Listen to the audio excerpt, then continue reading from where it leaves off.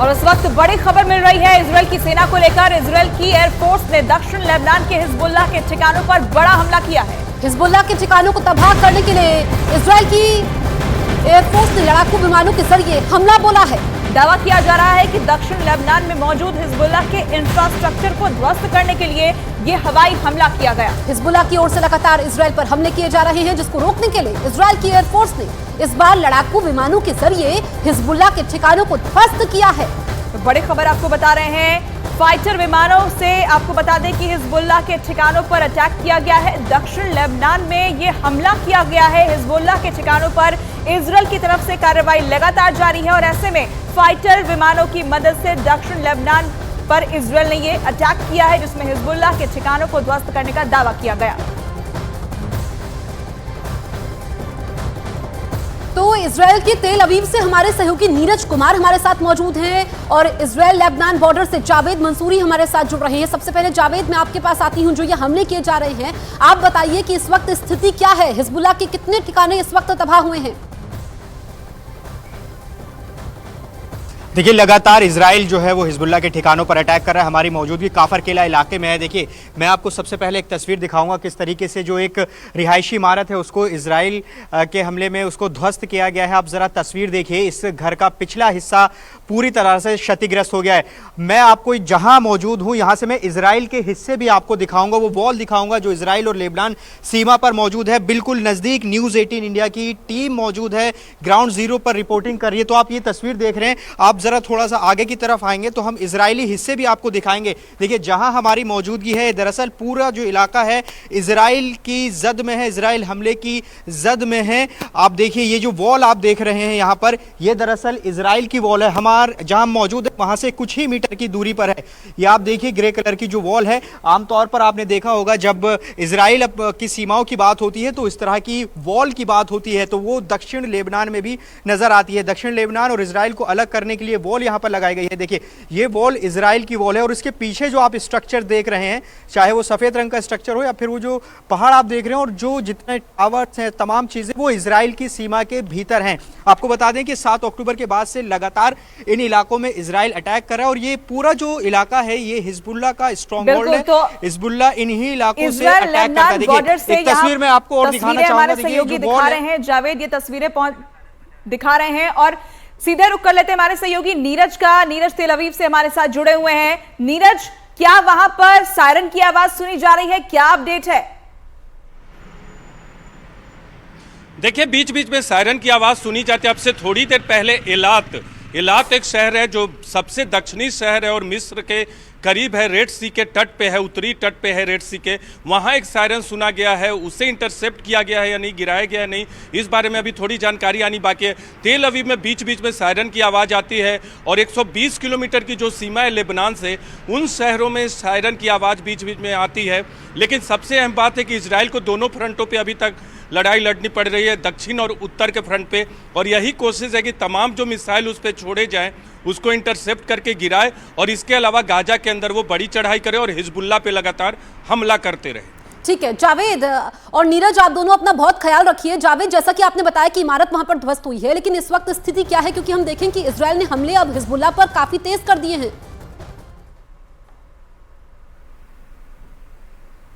देखिए, लगातार हिजबुल्लाह और इजराइल एक दूसरे पर हमला कर रहे हैं। वही हम इलाके में मौजूद है। आपको बता दें कि लेबनान में करीब 120 किलोमीटर लंबी इजराइल की सीमा है और वो सीमा देखिए हम आपको यहाँ पर दिखा रहे हैं। आप देखेंगे तो ये जो वॉल आप देख रहे हैं ये इजराइल बॉर्डर है बिल्कुल, और इसी वॉल पर देखिए आपको पेंटिंग भी नजर आएगी। ये देखिए, हमें यहाँ पर फिलिस्तीन के फ्लैग्स उस वॉल पर बनाए हुए हैं, मतलब लेबनान की सीमा में। और ये जो पूरा आप स्ट्रक्चर देख रहे हैं, चाहे वो आप टावर्स देखें, जो पूरा कम्युनिकेशन सेंटर है वो इजराइल की सीमा के भीतर है। और इस दीवार के ठीक बराबर में लेबनान में जो काफर किला इलाका है, इसकी सड़क आप जा रही है। तो अभी जहां हम मौजूद हैं, हमारी मौजूदगी के अलावा यहाँ पर जितने भी तमाम लोग हैं वो सब रिहायशी इलाकों में शिफ्ट हो चुके हैं, सुरक्षित ठिकानों पर वो लोग जा चुके हैं, क्योंकि यहाँ पर लगातार हमले का खतरा बना हुआ है। क्योंकि दक्षिणी लेबनान हिजबुल्लाह का स्ट्रॉन्ग होल्ड है और हिजबुल्लाह लगातार इन्हीं इजराइल के ठिकानों पर अटैक कर रहा है और इजराइल जो है वो लगातार हिजबुल्लाह के ठिकानों पर अटैक कर रहा है। तो कहीं इन दोनों के आमने सामने दिखा रहे हैं जिस तरीके से इजराइल 2 मोर्चों पर इस वक्त जो है वो युद्ध लड़ रहा है। एक तरफ हमास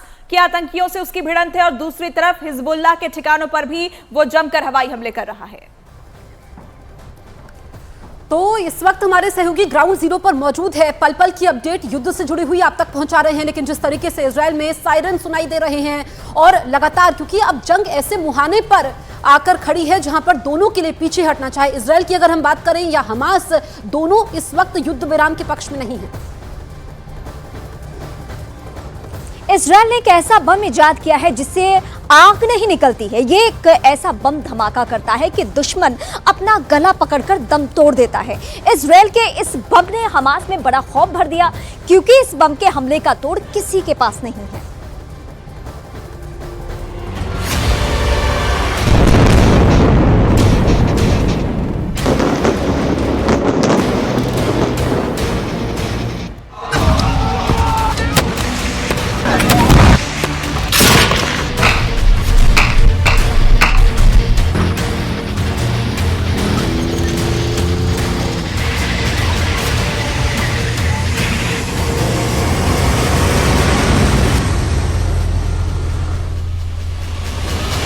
इजरायल के प्रधानमंत्री बेंजामिन नेतन्याहू का सबसे ताजा बयान है।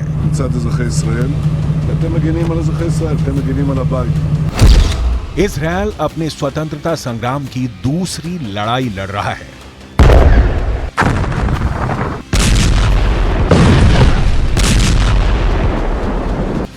और इजरायल अपना यह स्वतंत्रता संग्राम जीतने के लिए पूरी ताकत से लड़ रहा है, पूरी हिम्मत से लड़ रहा है और जबरदस्त तकनीक का इस्तेमाल करके लड़ रहा है।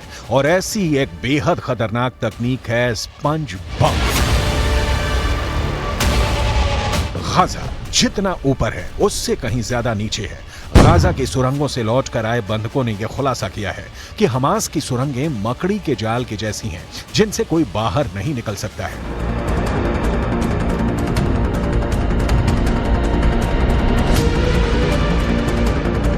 जमीन के अंदर हमास ने एक ऐसा शहर बना रखा है जिसमें 500 किलोमीटर लंबी सुरंगें हैं।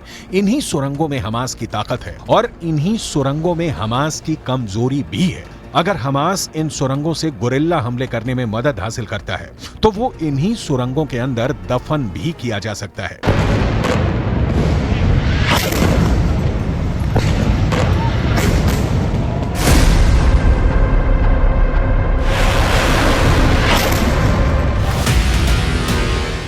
इन्हीं सुरंगों के अंदर अब इजरायल स्पंज बम डालने की तैयारी कर रहा है।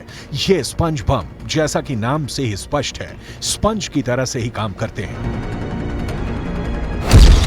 दो खास केमिकल अगर मिला दिए जाएं, तो ये बम स्पंज की तरह कई मीटर में फैल जाते हैं और फिर ये कठोर होकर एक स्पंज की दीवार बन जाते हैं जिनको कोई तोड़ नहीं सकता है। इस स्पंज की दीवार पर बुलेट का भी कोई असर नहीं होता है।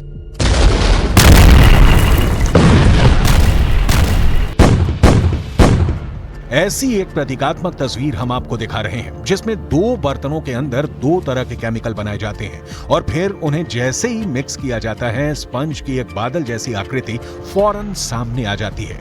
अगर यह तकनीक किसी गुफा के अंदर या फिर सुरंग के अंदर इस्तेमाल की जाए तो बहुत आसानी से यह सुरंग का मुंह बंद कर देगी। अब इसे एनिमेशन की मदद से भी आपको समझाते हैं। अगर सुरंगों के अंदर से बड़ी संख्या में हमास के आतंकी गुरिल्ला वार करने के लिए सुरंग से बाहर निकलने की कोशिश कर रहे हो तो ये स्पंज बम सारे के सारे आतंकियों को एक फॉर्म की दीवार बनाकर रोक देगा। युद्ध के मैदान में इसका उपयोग करने के लिए एक सिलेंडर का इस्तेमाल किया जाता है।